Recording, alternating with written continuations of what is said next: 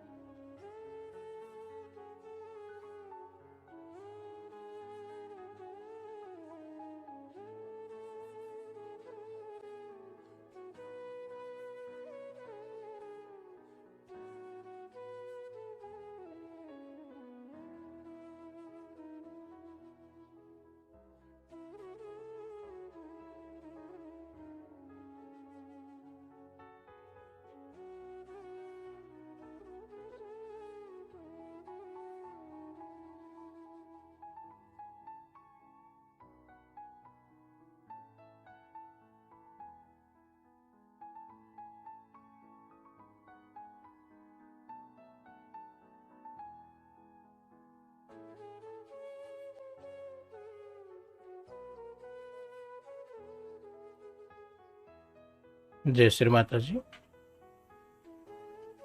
अपना संपूर्ण चित सहस्त्रार में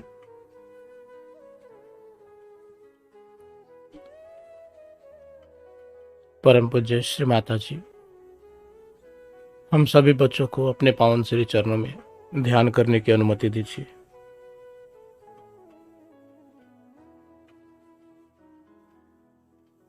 आप अपनी परम कृपा में हम बच्चों से ध्यान करवा लीजिए माँ।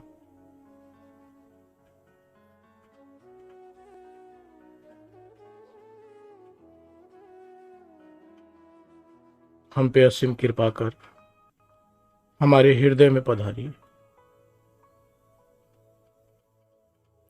हमारे आत्मा को संपूर्णतः प्रकाशित करिए माँ। हमारे मस्तिष्क में आइए, हमारे विचारों में आइए।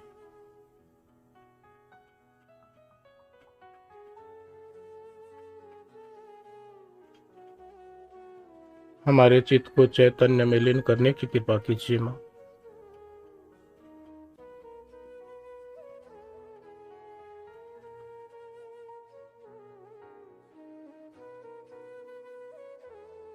जय श्री माता जी। श्री तीन महामंत्र।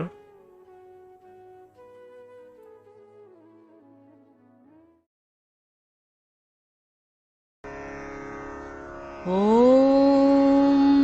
त्वमेव साक्षात् श्री महालक्ष्मी महासरस्वती महाकाली त्रिगुणात्मिका कुंडलिनी साक्षात् श्री आदिशक्ति माताजी श्री निर्मला देव्यै नमो नमः। ॐ त्वमेव साक्षात् श्री कल्की साक्षात् श्री आदिशक्ति माताजी श्री निर्मला देव्यै नमो नमः। ॐ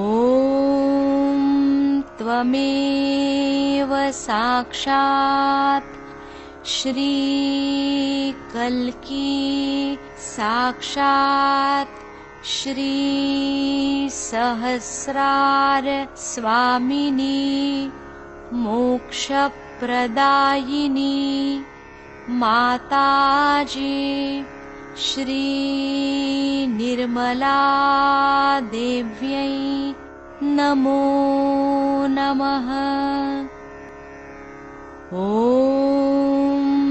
त्वमेव साक्षात् श्री गणेश साक्षात् श्री आदिशक्ति माताजी श्री निर्मला देव्यै नमो नमः।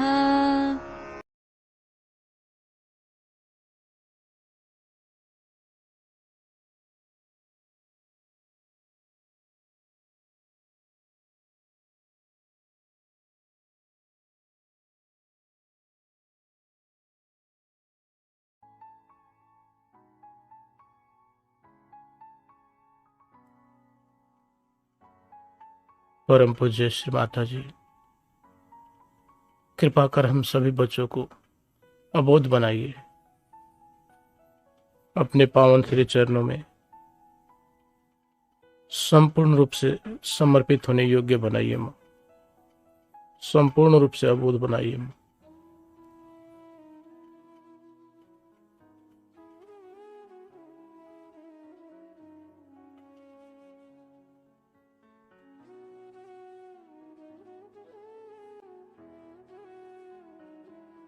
हे आदिशक्ति भगवती माँ, हम सभी बच्चों को क्षमा कर ध्यान में उतारिए। ध्यान की गहन अवस्था प्रदान कीजिए।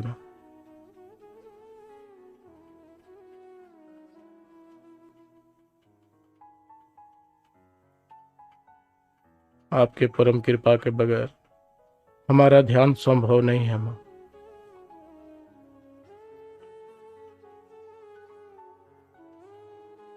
अपना चित्त सहस्त्रार से थोड़े से ऊपर रखें।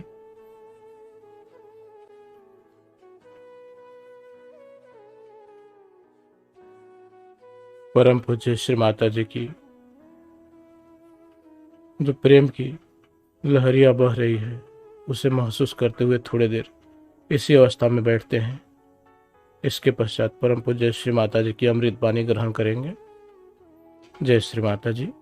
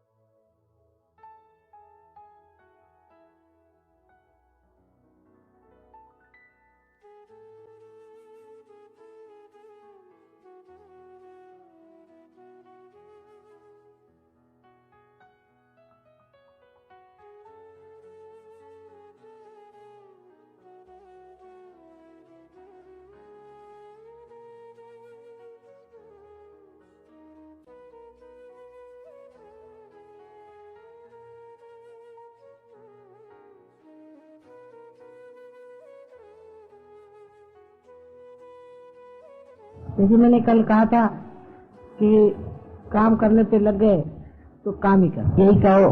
सत्वगुण पे थे असल में बहुत पहले और गए, क्योंकि हम लोग अब डेवलपिंग बन गए हैं तो अब रजोगुण पे आ गए। जब हम रजोगुण पे आ गए हैं तो मकाने बनाने हैं, बड़े बड़े महल खड़े करने हैं, कारखाने खोलने हैं, देश में बहुत सा प्लास्टिक लाना चाहिए। अभी थाली में खाना खा रहे हैं, फिर प्लास्टिक में खाएंगे, बाद में पेपर में खाएंगे। डेवलपमेंट हम लोग जो कर रहे हैं अपना,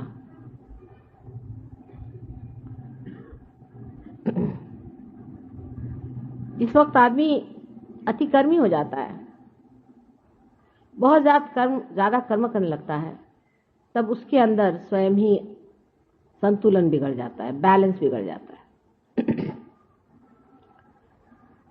उसकी एक विचित्र सी व्यवस्था अपने कुंडलिनी योग में बनाई हुई, जो स्वाधिष्ठान चक्र कुंडलिनी में रखते हैं, मार्ग में है, जिस चक्र से कुंडलिनी गुजरती है, जिस चक्र के कारण सारी सृष्टि की निर्मिति हुई, आकाश के ग्रह गोल सारे तारे जिस चक्र के मारे इस संसार में आए, उस चक्र का स्थान हमारे भी अंदर पेट में है। यह चक्र नाभि चक्र से निकल के और उसके चारों तरफ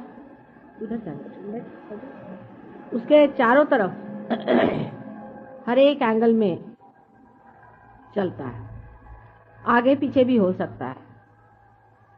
जैसे कमल की डेट होती है उस तरह वो लचीला होता है। उसके ऊपर, उस चक्र के ऊपर श्री ब्रह्मदेव का स्थान है और उनकी पत्नी, या उनकी पत्नी तो नहीं कहना चाहिए क्योंकि वो कुमारिका ही रहती है हमेशा, उनकी सहचरी जो है वो सरस्वती, या कहना चाहिए उनकी शक्ति जो है वो सरस्वती है।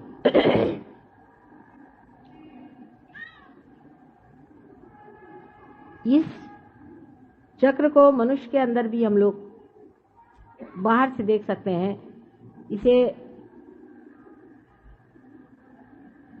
आंख से हम नहीं देख सकते, लेकिन इसका जो जड़ रूप है, इसका जो ग्रोस रूप है, उसे डॉक्टर लोग आयोर्टिक प्लेक्सस कहते हैं।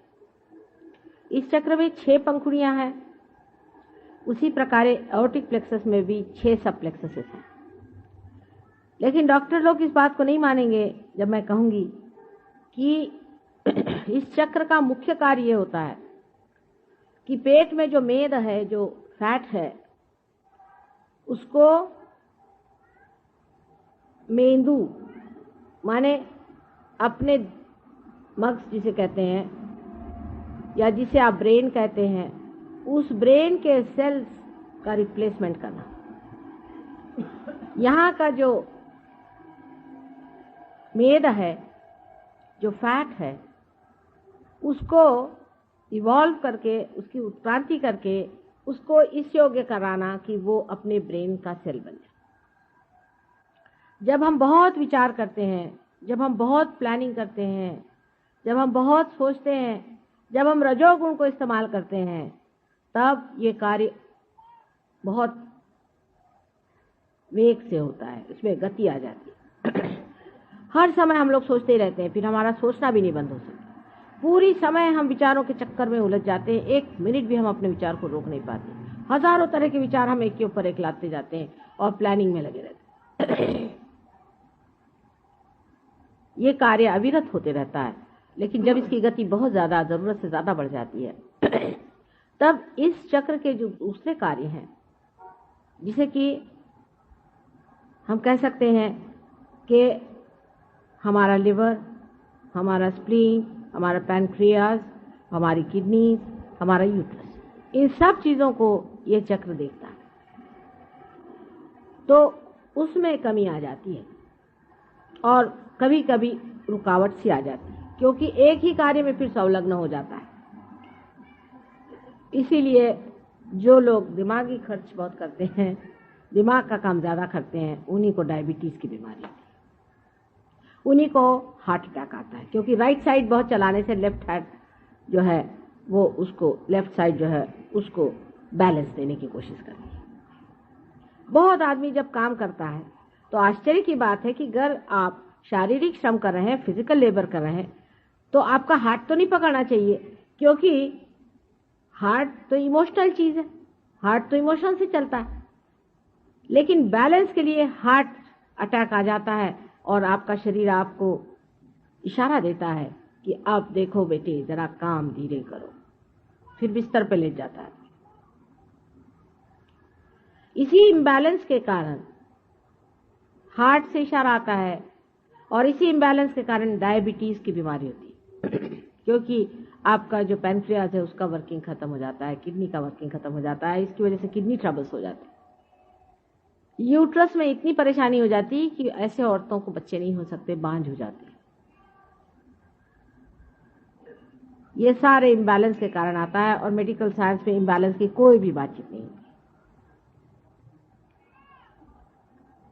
हम लोगों ने डायबिटीज बिल्कुल 1000 गुना ठीक किया है सहयोग में, हालांकि हम ठीक नहीं करेंगे। इसकी वजह यह है कि आप सब डायबिटीज यहाँ इकट्ठा ना करें, लेकिन जो सहयोगी पार हो जाते हैं उनका डायबिटीज ठीक हो जाता है, ऐसा ही समझे, as a by product. Diabetes के कारण मनुष्य की आंखें कमजोर हो जाती हैं, आप जानते हैं, कभी कभी एकदम अंधा हो जाता है, वो देख भी नहीं पाता। डायबिटीज से अनेक रोग और हो सकते हैं, क्योंकि अंदर से मनुष्य कमजोर होते जाता है। किडनी में यूरिया बढ़ जाना और इसी प्रकार के जितने भी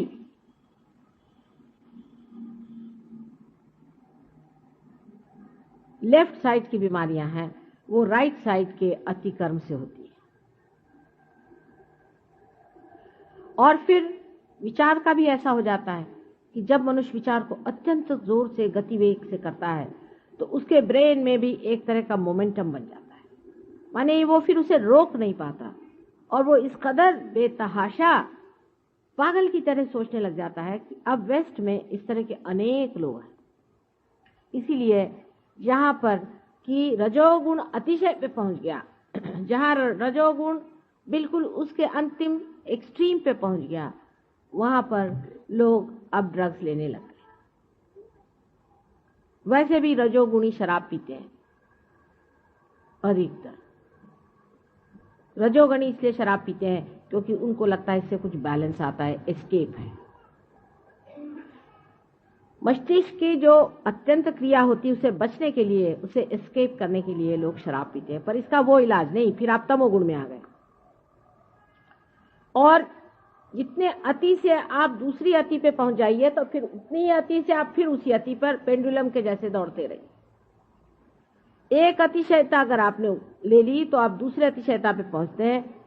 तो जब आपने अतिशय एक तरह से नशा चढ़ा लिया काम करने का, अति काम करने का, तो उन देशों में जहां की अत्यंत ज्यादा प्लानिंग हो गई, हर एक चीज जहां पर बिल्कुल रजोगुण की अति हो गई है, वहां अब आपको यंग लड़कों में 30 साल के नीचे बच्चों में, या समझ लीजिए 35 साल के नीचे लोगों में, आपको 100 में 2 या 3 ऐसे मिलेंगे जिन्होंने ड्रग्स अभी तक चखी नहीं। सोचिए आप, सोचिए कितनी हद हो गई वहां पे। और कम से कम 30% लोग वहां ऐसे हैं जो रेगुलरली, इसमें के रेगुलरली जिसको कहते हैं ड्रग्स लेते हैं। 13 साल की उम्र से लोग वहां ड्रग्स लेना शुरू कर दिए। ये स्केप हो गया शुरू। ये नेचुरल है, क्योंकि जब आप इस कदर परेशान हो जाएं अपने विचारों से कि आप जी नहीं सकते हैं, तो कहीं ना कहीं अपने से भागिएगा, आप अपने को देख भी नहीं पाएगा, आप अपने को फेस नहीं कर सकते। उसके साथ फिर और भी चीजें जुड़ती जाती हैं।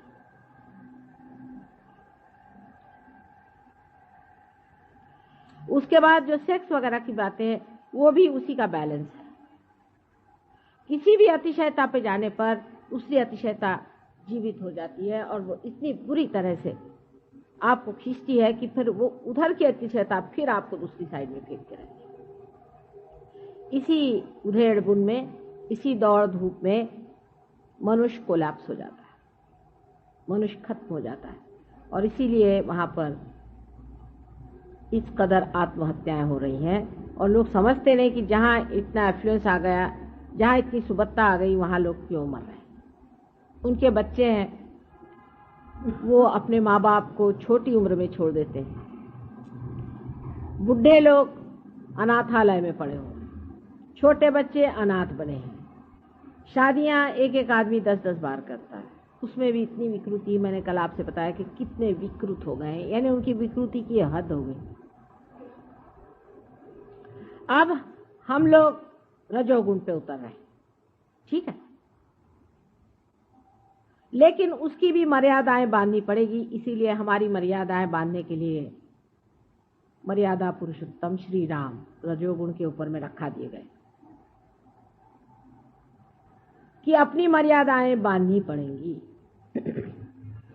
हम लोगों का सारा जीवन ही मर्यादाओं में बंधा हुआ है, लेकिन रजोगुण की जब जोरी चढ़ती है तब मर्यादाएं बुरी तरह टूटती हैं। अब आप डेवलपिंग कंट्रीज हो रहे हैं, तो आप डेवलपिंग जब आपने शुरू कर दिया आउट ऑफ प्रोपोर्शन, तो आपने कह दिया कि साहब हमने गरीबी हटा रहे हैं इसलिए हम डेवलपिंग कर रहे हैं।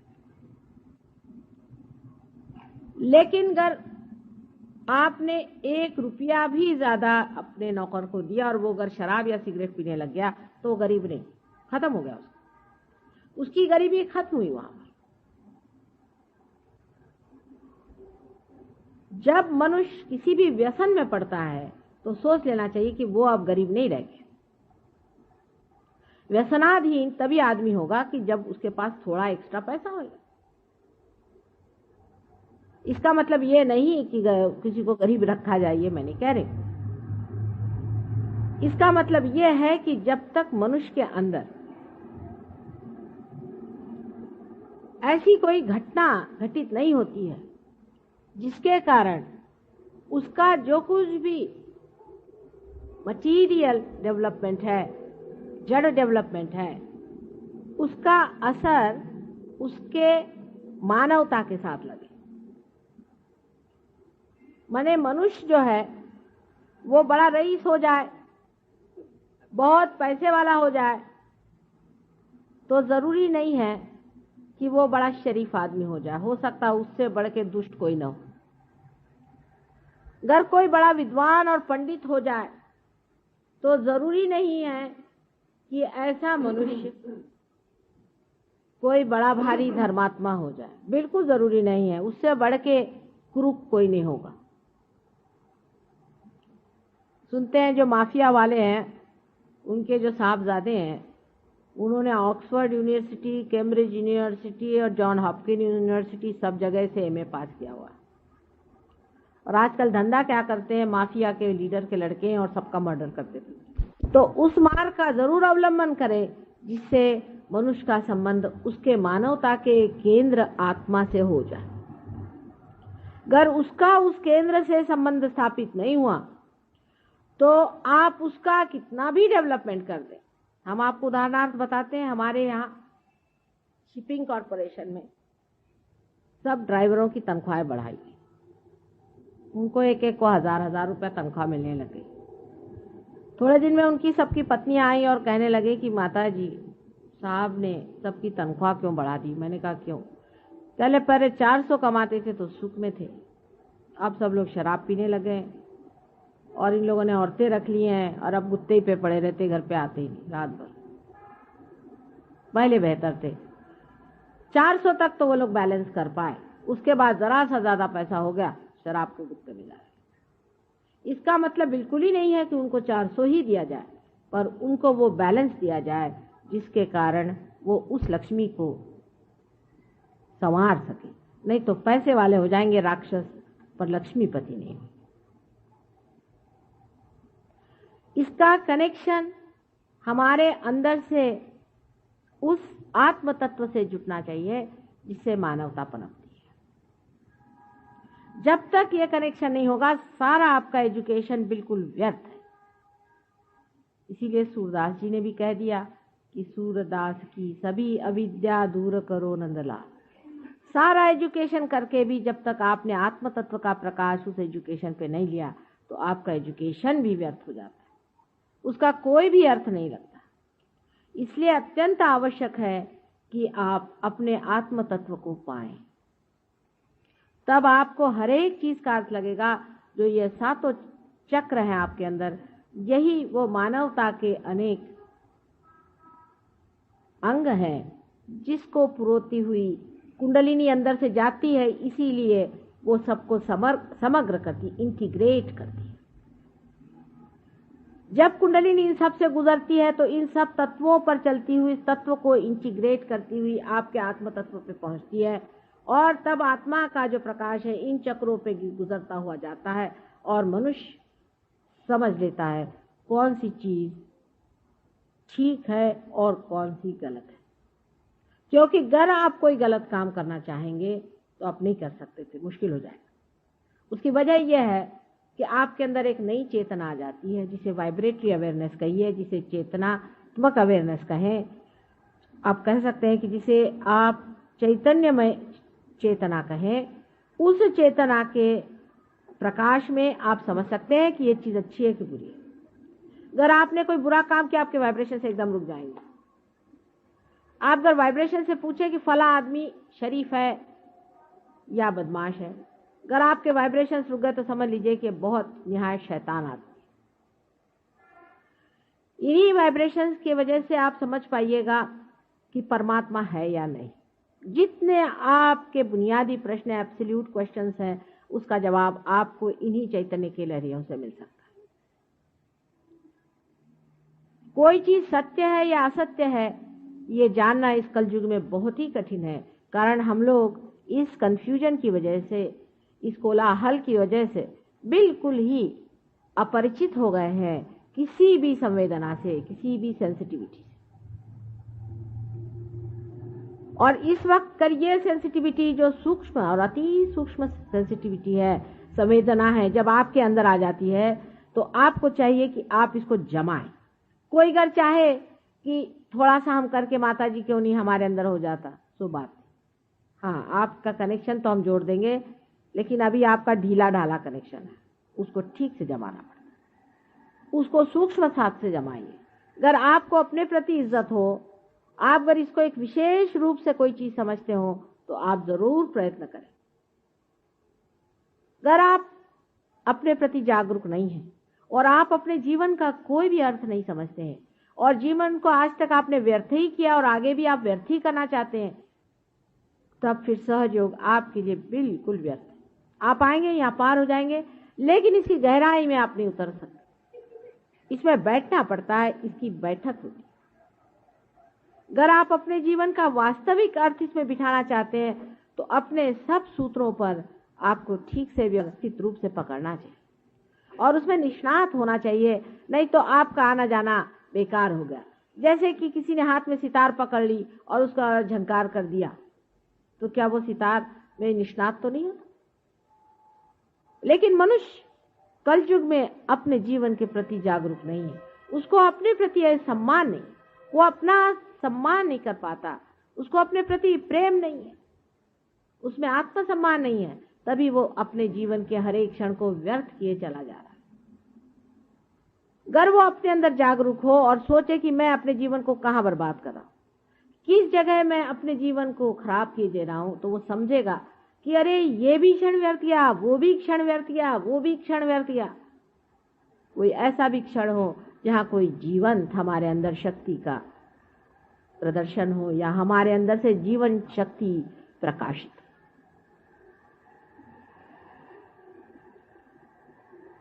यही स्वार्थ है, स्व का अर्थ खोजना ही स्वार्थ है, बाकी सब जो है ये माया का खेल है।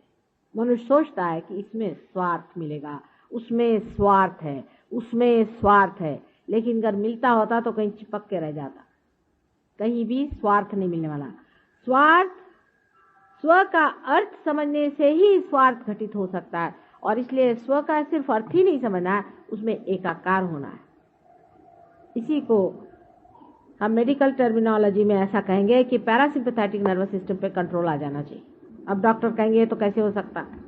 हाँ, इन लोगों से नहीं हो सकता, डॉक्टरी से नहीं हो सकता है, किसी भी विद्वान से नहीं हो सकता, किसी पढ़ने लिखने से नहीं हो सकता है, न योगे न सांख्य न किसी भी चीज से नहीं हो सकता। ये पहले ही कह दिया, अरे कितने वर्षों पहले से कह दिया, हजारों वर्षों पहले से कह दिया कि इससे नहीं हो सकता है। इसमें माँ की कृपा चाहिए। ठीक है,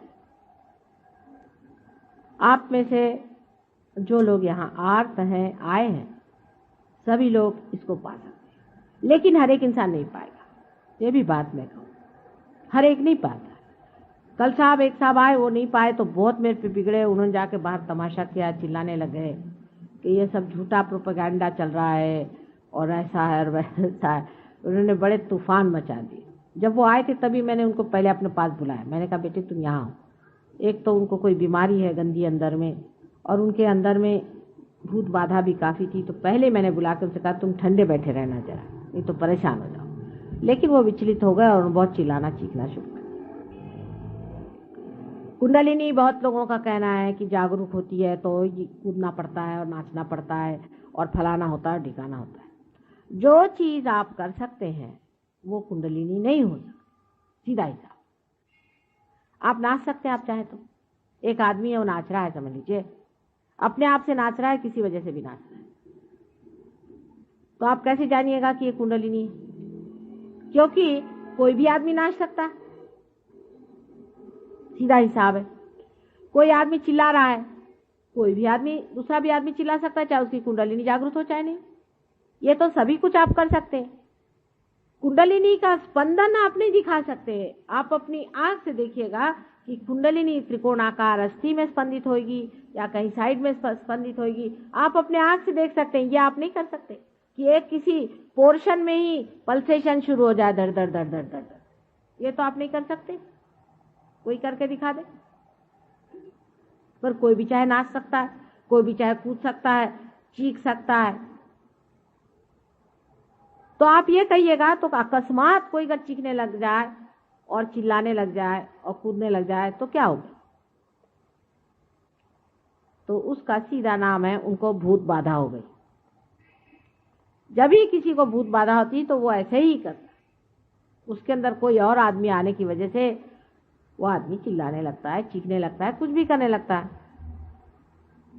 कल हमारे बीच एक साहब आए थे, मैंने आपसे बताया था कि वो पूरा हठ योग का व्यायाम मेरे सामने करते, पूरा, यहाँ तक कि मैंने उनसे यहाँ आना बंद कर दिया कि मुझे लगा अब इनकी हथौड़ियाँ पूरी बाहर निकल आएंगी, उसको भी ये छोड़ेंगे नहीं। और वो अविरत करते थे, बगैर किसी एफर्ट के करते थे। उन्होंने कभी हठ योग नहीं सीखा। उनके अंदर कोई भ्रष्ट हठ योगी घुस गया था, वो हर तरह के नक्शे मेरे सामने करता था। यहाँ तक इस तरह के भूत बाधा के लोग हैं, आपको आश्चर्य होगा कि वो मेरे ऊपर अनेक कविता लिखते। शुरू में जब सहयोग शुरू किया था तो बंबई में एक नौकरानी जो कि बर्तन मांजती, जिसे घाटिन कहते हैं, उसने आते ही बड़े जोर जोर से श्लोक गाने शुरू कर दिए और 15 श्लोक देवी महात्मा के मेरे सामने गाए और एकदम पुरुष के जैसे खड़े संस्कृत में इस तरह से सुनाया कि लोग दंग हो गए कि संस्कृत में इस कदर पांडित्य इस नौकरानी में कहां से आ गया। ये इतने बड़े बड़े देवी के श्लोक कैसे सुना रही, बड़े आश्चर्यचकित हो गए। उसकी वजह यह थी कि उसके अंदर एक पंडित आ गए थे और वो श्लोक सुना रहे थे। मैंने उन पंडित साहब से कहा, बंधन देके, मैंने कहा आप जाइए यहाँ से, आप इस औरत में आकर क्यों इतनी परेशान कर रहे हैं मुझे यहाँ पर। उसने कहा, माँ मैं कब आऊँगा, फिर मैं कब पैदा होऊंगा, फिर मैं तुम्हारे कब गुणगान गाऊंगा, इसीलिए मैं यहाँ चला आया। और वहाँ और भी बहुत से हमारे सहयोगी थे, उन्होंने बात सुनी। मार्कंडेय से लेकर के उससे भी अनादिकाल से लोगों ने बताया कि भूत पिशाच आदि सब चिपक जाती।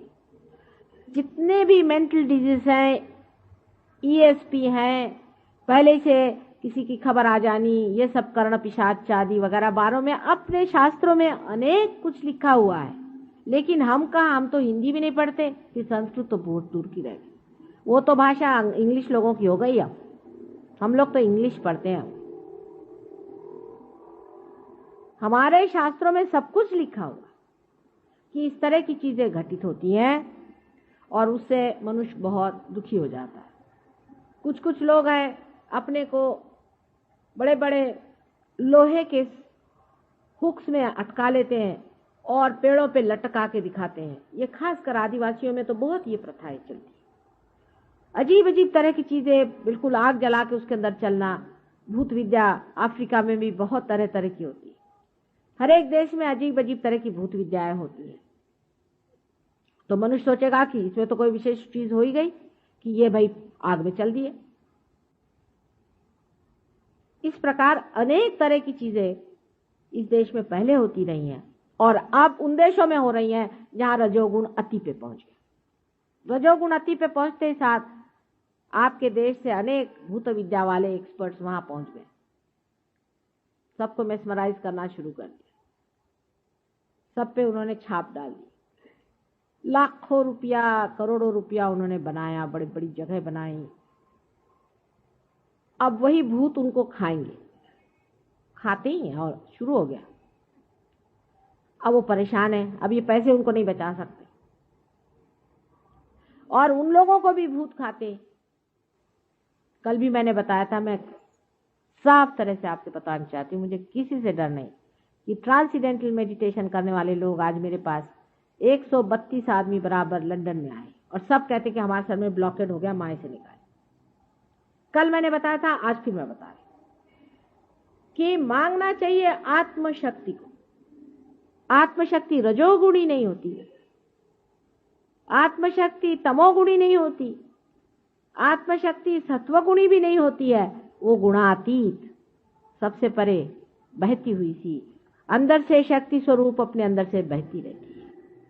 वो किसी भी गुणों के अंदर लिपटने वाली शक्ति नहीं है, वो निर्वाज्य है, किसी से लिपटती नहीं। आत्मा की शक्ति धड़ धड़ धड़ धड़ अंदर से ऐसी बहती है जैसे गंगा जी। उसकी शक्ति का, उस शक्ति के कोई प्रदर्शन आप नहीं भर सकते। अगर आप चाहें कि चलिए इस शक्ति को यहाँ पर घुमा करके 4 आप अंगूठी से चीजें निकाल दें और ये वो, ऐसे फालतू चीजों में इस शक्ति को कोई इंटरेस्ट नहीं होता। अंगूठी शंगूठी होती क्या चीजें हैं, पैर के धूल के बराबर भी नहीं है। ये सब आपका टेंशन खराब करने की बात है। सिर्फ सत्व गुण में रहने से, मध्यम का रहने से, मध्यम स्थिति में रहने से मनुष्य गुणातीत हो सकता है, क्योंकि इसकी जो गति है, ये मध्यम में जो लाइन है जिसे आप देख रहे हैं, जिसे सुषुम्ना नाड़ी कहते हैं, उसी से उसकी गति होती है और उसी से वो आदमी ऊपर उठता है। कुंडलिनी सुव्यवस्थित ऊपर उठती है, उसका उठाने वाला चाहिए। कुंडलिनी बराबर अपने रास्ते से उठ करके ब्रह्मरंध्र को छेद देती है, उसका जानकार चाहिए। जिसको देखो वही कुंडलिनी लेकर के बैठ जाने से वो कुंडलिनी वाला नहीं होता। फिर एक आध मिनिस्टर उससे चिपक जाए तो और भी अच्छा। कोई मिनिस्टर हो जाने से कोई कुंडलिनी का बड़ा भारी वो लाट साहब नहीं हो सकता। कबीरदास कहाँ के मिनिस्टर थे? कितनी पढ़ाई की थी कबीरदास जी ने? कौन सी यूनिवर्सिटी स्कूल में पढ़े थे वो? तुकाराम कौन सी यूनिवर्सिटी स्कूल में पढ़े थे? कहाँ के वो मिनिस्टर थे?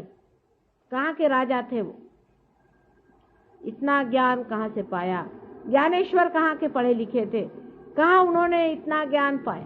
कौन सी पाठशाला में गए थे वो?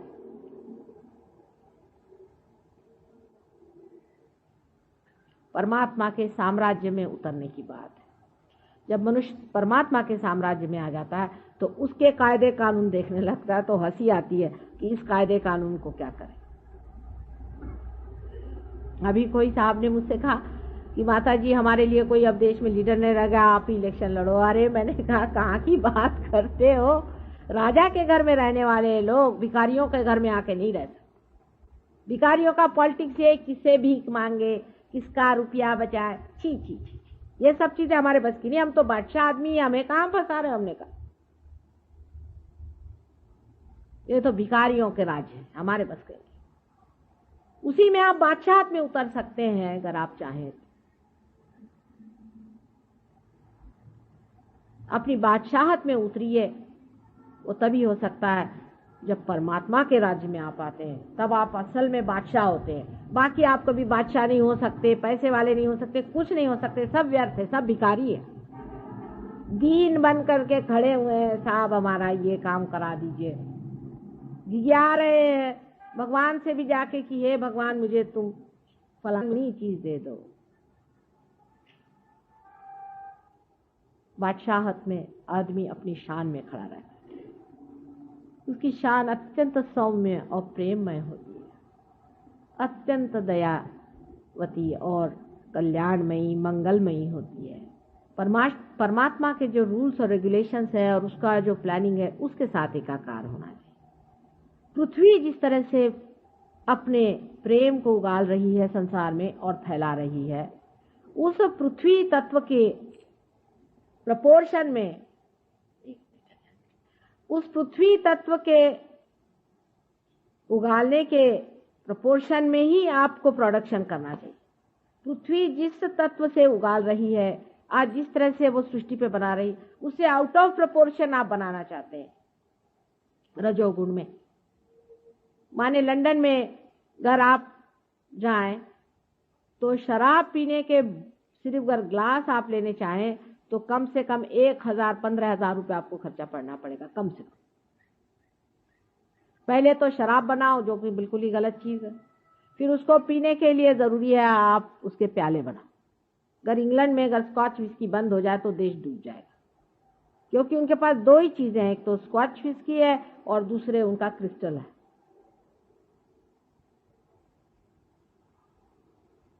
जब मनुष्य बढ़ने लगता है तो वो दूसरों की कमजोरियों पे ही चलता है। अगर कमजोरी नहीं हो तो आदमी को क्या दरकार होगी चीजों की, उसको कमजोर बना दिया जाता है। जिस प्रकार की औरतों को यह है कि भाई तुम्हारी बॉडी ऐसी होनी चाहिए, तुम्हारी शक्ल ऐसी होनी चाहिए, तुम ऐसे होना चाहिए, तुम्हारे अंदर ये चीज होनी चाहिए, औरतें लगी खर्चा करने, उनके अंदर उन कमजोरी डाल दी। रेस का घोड़ा जरूर खेलना चाहिए अगर आप लंदन में रहते हैं, नहीं तो आप वहां के सभ्य नहीं, एलीट नहीं आप। आपको रेस का, घोड़े का सब आना चाहिए। अगर आप पेरिस में रहते हैं तो आपको शराब के बारे में इत्थम्भूत सब पता चाहिए कि शराब का मतलब क्या होता है, उसको कितना मिलाना चाहिए, उसमें कितना घोलना चाहिए। मुझे आश्चर्य हुआ कि यहाँ पर भी गवर्नमेंट का जो कॉलेज है जहाँ पर कि बच्चों को होटल मैनेजमेंट सिखाते हैं, उसमें 2 पेपर्स होते हैं, उसमें शराब के बारे में सिखाया जाता है कि कौन सी शराब दी जाए, कौन सी नहीं दी जाए, क्योंकि आपके होटल ही नहीं चलेंगे।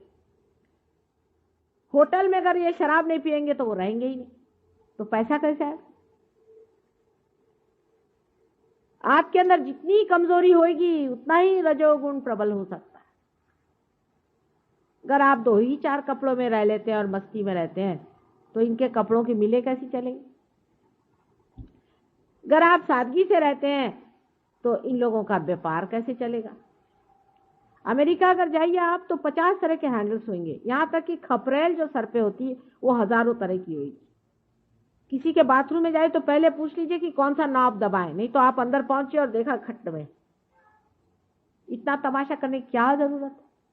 इस कदर आराम पसंदगी, इतना ज्यादा कंफर्ट मनुष्य को क्या जरूरत है कि हर समय वो लोरता रहे?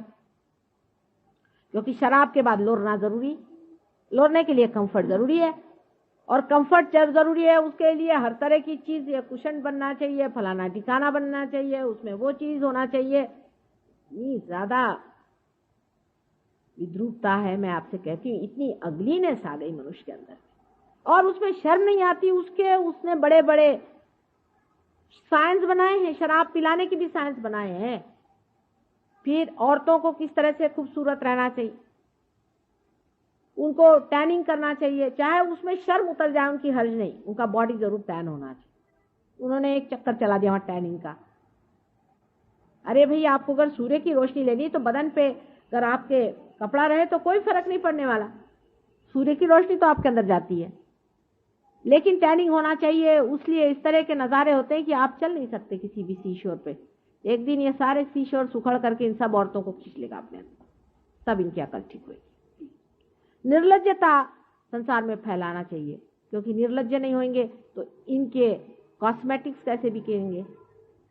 इन्होंने जो जो चीज़ें औरतों को बेवकूफ़ बनाने के लिए बनाई हुई हैं वो कैसे लेंगे? अब तो कुछ कुछ जरा सा अपने देश में अकल आ गई औरतों को। पहले तो मैं देखती थी कि यहाँ पर एक डालडा का टिन लगा के औरतें चलती थी, तो मैंने काफी इस पे लेक्चर दिया कि बाबा कम से कम डालडा का टिन कम करो। हील्स पहनेंगी तो इतनी ऊंची ऊंची पहनेंगी, आखिर कोई आप ऊंट बनना चाहते हैं? आप इंसान है, भगवान ने आपको कायदे का बना दिया, किस लिए इतने परेशान है? ब्यूटी कॉन्टेस्ट बना रहे हैं, बताइए आप। बिल्कुल अजीब, बहुत ही ज्यादा विकृत और विद्रूप चीज है ये। क्योंकि जब असली रूप होता है तो मनुष्य रूप को देखते ही साथ पूर्णतः संतोष में आ जाता है। ये रूप का लक्षण है कि बस अब रूप का अंत आ गया, इससे आगे रूप नहीं। वही असली रूप होता है। लेकिन ये तो ऐसा रूप है कि अभी चले एक दूसरा देखा, उसके बाद दूसरा बंदर देखा, उसके बाद तीसरा बंदर देखा, बंदरियां ही बंदरियां सब दूर भरी पड़ी हुई। मैंने कहा यहाँ कोई सती साध्वी एक भी नहीं है, सब बंदरियां ही हैं, जो इसके गर्दन में कूद रहे, उसके गर्दन में कूद रहे, और ऊपर से बड़ा घमंड है उनको कि हम तो बहुत ही ज्यादा वाह वाह वाह एडवांस है। जैसी गधापंती अपने यहाँ की औरतें न करें तो बड़ी मेहरबानी हो जाए। अभी भी इस देश में बहुत देवियां हैं और बड़ी पूजनीय देवियां हैं, इसीलिए आदमियों के कितनी भी गलतियां होने पर भी ये देश रुका हुआ है। आदमी लोग तो सब साहब हो ही गए, उनको तो कोई कुछ कह नहीं, वो तो अब कहना बहुत मुश्किल हो गया, सब साहब हो गए। अब देसी चीज जो है वो बिल्कुल बदतर। अगर आप दिल्ली में, मैंने सुना कि आप कहीं जाइए और आप दारू नहीं पीते हैं तो लोग हंसते हैं आपके ऊपर कि साहब अभी तक आप पूरी तरह से बंदर नहीं बने।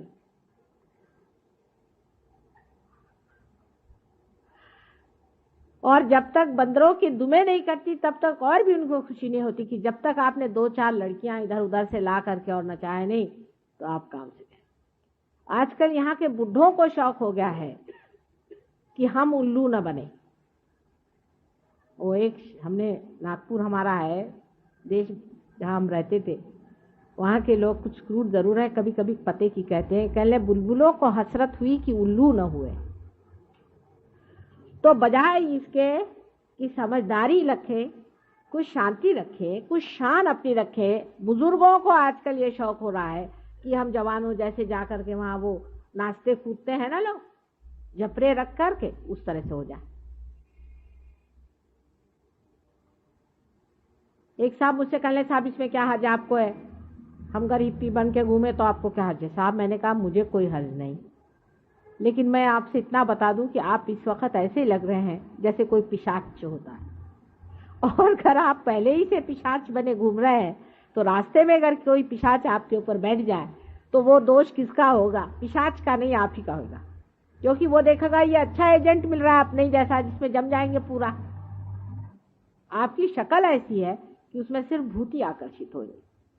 ये सब रजोगुण की कमालात है। सुनिए कि आपको पिशाचों जैसे घूमना है तो आप रजोगुण बनिए, डेवलपमेंट करना है तो करिए। जो पैंट 10-10 दिन नहीं धुलती, एक लेडी तो सुनते हैं कि उसने पहनी है तब से उसने धोई ही नहीं कितने दिन से, उसी के साथ नहाती है और सुखाती है। एक एक तमाशे सुनिए आप, उनकी हाईएस्ट डेवलपमेंट आपसे बताएं। अब वहां पे एक पंक रॉक नया निकला है, शायद आप तक पहुंचा नहीं अभी तक, हो सकता है पहुंच जाए। उसमें सिर्फ कुछ बड़ी बड़ी पिने ले करके यहाँ से सिल दिया जाता है, दोनों साइड बड़ी बड़ी पिने, नाक में लाल, यहाँ पे शॉकिंग पिंक, यहाँ पे हरा, ये सब पत्तियां हैं, इनको निकाल निकाल के जोड़ लीजिए और उसके बाद घुमा करते हैं। और वहां कौन घूमते हैं? बड़े बड़े प्रोफेसर। हमारे यहाँ कुछ प्रोफेसर बैठे, संभल के रहिएगा। और एक साहब तो आपको आश्चर्य होगा कि बड़े विद्वान, मैं उनको समझती थी, एक पार्टी में आए तो ये सब करके आए। मैंने कहा ये क्या कहना है, आजकल मैंने पंक रॉक ज्वाइन कर लिया। मैंने कहा आप तो काफी अकलमंद बनते थे, अब आप पंक रॉक में चले। पहले आपको भी बड़ा मजा आएगा, आइए, बड़ी शांति मिलती उससे। मतलब ये है कि कुछ तो भी न्यूसेंस जिसे कहते हैं ना, कि महामूर्ख बन के भी कोई अगर अपने तरफ देखे तो बड़ा अच्छा है। जोकरी बन जाओ वैसे तो कोई देखता नहीं अब, क्योंकि सभी हिप्पी बन गए तो सब एक ही जैसे दिखते, तो कोई तो विशेषता आनी चाहिए। तो मुंह में पिने डाल डाल करके यहाँ से यहाँ तक पिन, ये बड़े बड़े और से बड़ी कॉमन साइट है वहां पे, आपको आश्चर्य हो। मैं आपको सिर्फ विनोद के लिए नहीं कह रही हूँ, असलियत है। और देखते ही आप अचंभे में देखते हैं कि साहब या तो हम पागल है या ये पागल, और वो हमारे ऊपर सोचते हैं कि हम बहुत ही इनहिबिटेड लोग हैं, हमें अकल ही नहीं है कि हम इस तरह का कोई सा भी अच्छा कार्य नहीं कर सकते जिसमें हम अपने को लेट लूज कर दें। हम इतने इनहिबिटेड हैं, हमें कोई स्वतंत्रता की कल्पना नहीं। स्वतंत्रता का मतलब बेछूटपना, उच्छृंखलता नहीं है, महामूर्खता तो बिल्कुल भी नहीं है। स्वतंत्रता इतनी बड़ी चीज है। स्व के तंत्र पे चलना ही स्वतंत्रता है, और स्व का तंत्र यह है जो आपके सामने। जो मनुष्य अपने को स्वतंत्र समझना चाहता है उसको पहले पार हो जाना चाहिए, नहीं तो वो स्वतंत्र नहीं। स्व का तंत्र समझ लेना चाहिए, और यही उसका तंत्र है। न तो तांत्रिकों का नेगेटिव जिससे स्व ही उसमें खत्म हो जाए, जिससे स्व पूर्णतः स्वतंत्रता में आ जाता है। जब वो पूर्णतः स्वतंत्र होता है तभी उसके अंदर विस्डम पूरी तरह से संतुलित बैठ जाता है। वो जो भी करता है पूर्ण स्वतंत्रता से करता है, लेकिन उसके एक एक इशारे में भी स्वतंत्रता के अनेक प्रकार दिखाई देते हैं। वो किसी से भी नहीं डरता है और हमेशा नतमस्तक रहता है। प्रेम में वो स्वतंत्र होता है, अत्यंत प्रेममय और करुणामय वो होता है। ऐसे स्वतंत्र आदमी को प्रणाम करना चाहिए, बजाय इसके कि जो अपने को स्वतंत्रता के नाम पर गधे से मूर्ख और मूर्खों से पता नहीं और क्या हो जाएंगे। मेरे पास तो ऐसे जानवर भी नहीं जिनकी मैं आपको प्रणाली बताऊं। कोई मुझे ऐसे शब्द भी नहीं मिलते कि इन लोगों का वर्णन करो, क्योंकि कलयुग से पहले ऐसे कभी हुए नहीं थे, इसलिए नए शब्दों के कॉइनेज की जरूरत है। और जो शब्द बनाने वाले थे वही ये हो गए, तो अब कौन शब्द इनके बनाएगा, ये हालत आ गई। कुछ संस्कृत भाषा में ढूंढे से मिले तो मुझे बताइएगा, क्योंकि बड़ा ही मुश्किल है। जब संस्कृत भाषा प्रचलित थी तब ऐसे गधों के बारे में किसी ने सोचा भी नहीं था। पुराण में भी वर्णन है कि कलयुग आएगा, लेकिन इस तरह के महामूर्ख संसार में विचरण करेंगे ऐसा पुराण में भी नहीं बताया था। ये तो आप देखते ही बनता है। और पढ़े लिखे और अति पढ़े हुए लोग ये काम कर रहे हैं, इसको आप क्या कहिएगा? ये रजोगुण का प्रादुर्भाव है। अब आपका देश डेवलप हो रहा है, होइए साहब, लेकिन ये देख लीजिए नमूना। आप जरूर डेवलप होइए, लेकिन ये नमूना देखते चले कि वो जिस गड्ढे में पड़े हैं उधर आप जाके न कूदिए। एक तो रजोगुण में सबसे बड़ा जो दोष है कि ये अहंकार से चलता है, मतलब ईगो ओरिएंटेड है रजोगुण। जब ईगो ओरिएंटेशन शुरू हो गया तो अहंकार ऐसी चीज है कि उसमें आदमी जो भी करता है उसमें अपनी बेवकूफी वो देख ही नहीं सकती, या कुछ भी करता है वो बिल्कुल सही, क्योंकि उसमें अहंकार तृप्त होता है। अपने यहाँ रामायण में बड़ा सुंदर वर्णन है कि जिस वक्त नारद मुनि स्वयं ही एक चक्कर में पड़ गए थे, ऐसे ही चक्कर है ये रजोगुण के चक्कर है। इसको समझने के लिए अपने को देखना चाहिए और कहना चाहिए कि हे भगवान, ये मेरा अहंकार मुझे गधा बना रहा है। और अहंकार आपको गधा बना के इतना छोड़ देता है कि अंत में वो आप घबराहट के मारे ही उसको गधे को अपने ऊपर लिए चलते, क्योंकि ईगो ओरिएंटेड है, इसलिए बहुत ज्यादा डेंजरस है। ओरिएंटेड नहीं होता तो इतना डेंजरस नहीं बैठता, क्योंकि मनुष्य कभी भी अपने को गधा कह नहीं सकता। सब दुनिया पे हंसेगा, लेकिन खुद ही अपने सर पे गधा लेके चल रहा है उसे नहीं देखेगा। ये ईगो की विशेषता है। ईगो में एक अंधापन आ जाता है, और इसलिए ये बहुत ही खराब चीज है। हाँ, अगर सुपर ईगो हुआ, जो कि दूसरी साइड में अपने सर में डेवलप हो सकता है, तमोगुण की वजह से उसमें आदमी पीड़ित हो सकता है, उसका बदन कांप सकता है, उसमें तकलीफें आ सकती हैं, उसकी बीमारियां आ सकती है, उसका फिजिकल प्रॉब्लम आ सकता है। पर ईगो ओरिएंटेड आदमी में कभी भी ये तकलीफ नहीं होगी जब तक उसके हार्ट ट्रबल ना आए। एक ही है कि हार्ट ही स्टॉप हो जाए बस। ईगो ओरिएंटेड आदमी को कभी भी कोई भी इस तरह की चीज नहीं मिल सकती है जैसे कि तमोगुणी की रुकावट हर समय हर जगह होती है। तमोगुणी एक तरह से बेचारा ज्यादा ठीक है, क्योंकि कम से कम उसकी ठोकरों से वो बचते रहता है। समझ लीजिए अभी यहीं एक देवी जी बैठी हुई हैं, इनको बाधा ने पकड़ लिया। वो एक किसी आदमी के पास गई, उनसे जाकर उन्होंने कुछ जंतर मंतर करे, बाधा ने पकड़ लिया, भूत ने पकड़ लिया, तो उनका बदन ऐसा ऐसा ऐंठने लग गया। चलो भाई छोड़ो। पर आप अगर किसी ईगोइस्टिकल आदमी के सामने जाइए, उसका ईगो आपके अंदर भी घुस जाएगा। ये है तो मैं इसके बाप से बड़ा हूं, चले उसने एक बोला मैंने 10 बोला, वो कौन होते हैं, मैं उसका नाना हूं। शुरू हुआ। वो जितने गधे उसके आप डबल नाना गधे हो गए। और उसमें उसके साथ में एक और बीमारी लग जाती है जो बड़ी ही सूक्ष्म है, जिसको समझना चाहिए। यश बेटा, उसमें एक बीमारी और लग जाती है, यश, सक्सेस। उसके साथ अगर सक्सेस लग जाए तो बड़ा ही प्रॉब्लम हो जाता है। फिर तो आदमी को गधे पे से उतारना असंभव है। सक्सेस अगर लग गया तो बड़े सक्सेसफुल थे वो, फिर उनके मरने के 30-40 साल बाद निकलता है कि उन्होंने ये गधापंती करी, ये गोबर खाया, ये हालत अपनी खराब की, वो ऐसे थे और वो वैसे थे। तो लोग कहते वो तो ऐसे होंगे नहीं, क्योंकि ईगो में आदमी कुछ भी कर सकता है, कहीं भी जा सकता है, कैसे भी काम कर सकता है। बहुत से लोग हैं ईगो में अकल लगा करके और चोरी छिपे करते हैं, और कुछ लोग हैं खुलेआम करते हैं अगर वो एक्सपोज हो जाए। लेकिन सबके अंदर एक तरह की एक बड़ी दानव शक्ति कार्यान्वित होती है, और इतनी महामुक्ता उस दानव शक्ति में है।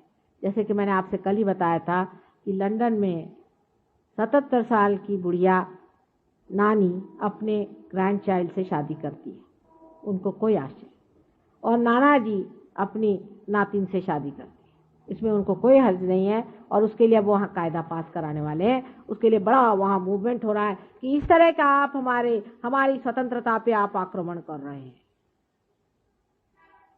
ऐसे बेवकूफ से कोई सीखने की जरूरत नहीं, उनके पास कुछ भी अपने पास देने की चीज नहीं है। आप मेहरबानी कर से उनसे कोई चीज नहीं सीख, और ऐसे पैसे की भी अपने को जरूरत नहीं जिससे हम मामूर्ख हो जाए। ठीक है, डेवलपमेंट करना है तो गांधी जी के रास्ते बहुत अच्छे बने हुए हैं, उनके रास्ते से बनाओ। अपने स्थैर्य पे चलो, अपने पास जो संपदा है, अपने पास जो सत्ता है, उसे लेकर चलो। हम लोग कितने बेवकूफ बन रहे हैं ये भी आप समझ लीजिए। हमारे पास अगर हम पीतल के इसमें खाते हैं तो बड़े गर्व की बात है कि हमारे पास इस कदर पीतल है। और ये लोग प्लास्टिक केस में खाते हैं और हम लोग चाहते हैं कि हमारे यहाँ प्लास्टिक आ जाए, नहीं तो स्टेनलेस स्टील आ जाए। स्टेनलेस स्टील भी कोई खाने की चीज होती है, जिसको कि लोहा कहते हैं। लोहे में लोग खाएंगे, ऐसा पहले कहते थे पुराण में। हम लोग जब छोटे थे तब कोई कहता था कि ऐसा जमाना आएगा जब लोग लोहे में खाएंगे, तो हम लोगों की माँ वगैरह कहती थी, हे भगवान, ये कौन सा जमाना आ जाएगा कि ऐसी दुर्दशा आ जाएगी, ऐसी गरीबी आ जाएगी कि लोग लोहे में खाएंगे। हे भगवान, कांसे में खाएं, पंचधातु में खाएं, कुछ बढ़िया चीज में खाएं, ये क्या। तो अब स्टेनलेस स्टील में लोग खाते हैं। मैं वहां से लंदन से आती हूँ तो मुझे लोग लिखते हैं कि भाई नायलॉन की बढ़िया वहां साड़ी मिलती है, अमेरिकन जॉर्जेट लेके आओ। वहां सब लोग हंसते हैं, इंग्लिश लोग, अरे क्या आपके यहाँ कॉटन इतना बढ़िया होता है और आप ये रद्दी कहाँ से ले जा रहे हैं वहां पर। अपने यहाँ कोई अगर कॉटन पहने तो लोग हंसेंगे कि ये क्या कॉटन पहने। वो दिन दूर नहीं जबकि खादी सारे संसार में छाई।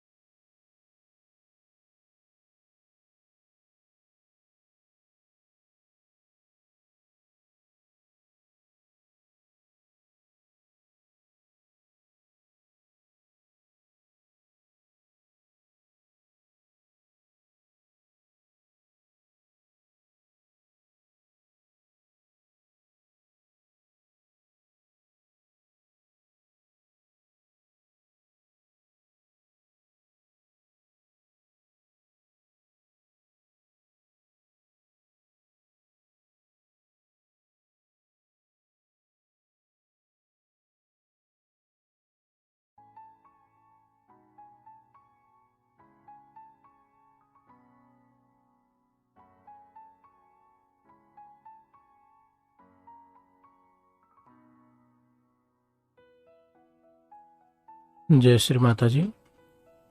श्री 3 महामंत्र।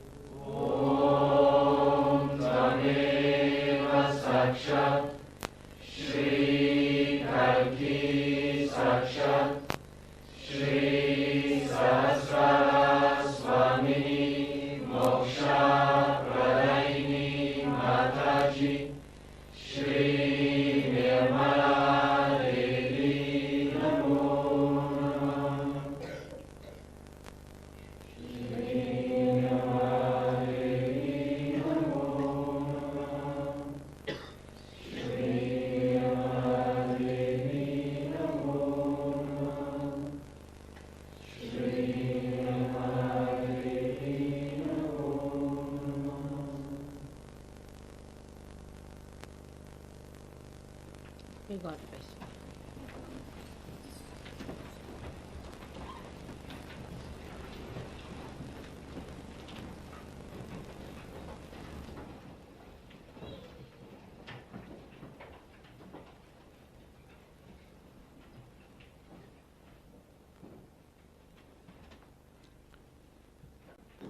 May God bless you all. May God bless you all. May God bless you all.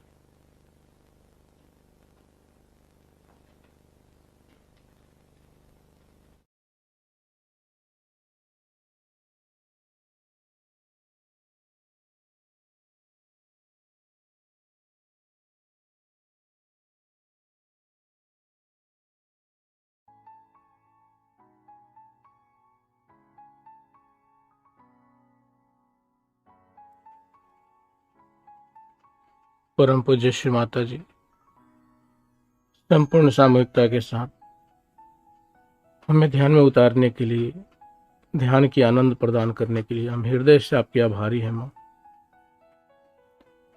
आपने हम सभी बच्चों को अनमोल ज्ञान देकर हमारा मार्गदर्शन किया माँ। हम हृदय से आपके ऋणी हैं, आपको कोटि कोटि धन्यवाद करते हैं माँ।